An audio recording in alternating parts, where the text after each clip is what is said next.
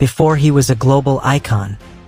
He was a boy who never really got to have a childhood. At just 7 years old, Jackie Chan was sent away from his parents to an opera school in China. There was no soft landing, no comfort, no slow adjustment to a new life, just discipline. Every day was the same.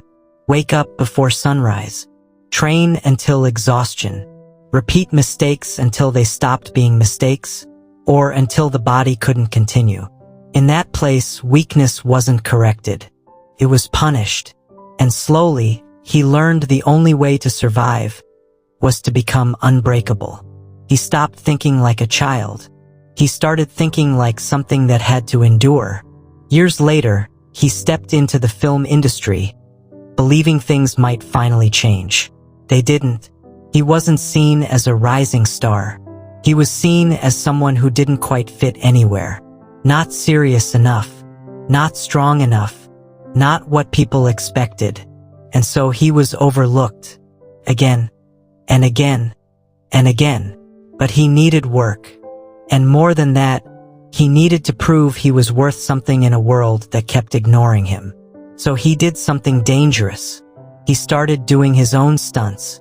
Not for fame, not for attention, but because no one else believed his life on screen mattered enough to protect. With every film, the risk grew. Broken bones became normal. Injuries became part of the job. Near-death moments became just another day at work. And still, he kept going. Not because it was inspiring, but because stopping meant going back to being nothing again. For years, there was no spotlight, no recognition, just work, pain, and silence. Then something shifted. Not the world, him. He stopped trying to become the next Bruce Lee. He stopped trying to fit into a role he was never meant for. Instead, he built something completely new. A style where action and comedy collided. Where pain and timing became art. Where danger didn't disappear, but became part of the performance. At first, people didn't understand it. Then they couldn't ignore it. Slowly, the world started watching him differently. Then appreciating him. Then remembering him. But what the world celebrates as success was built on something much quieter. A boy who was sent away too early. A life shaped by discipline instead of comfort.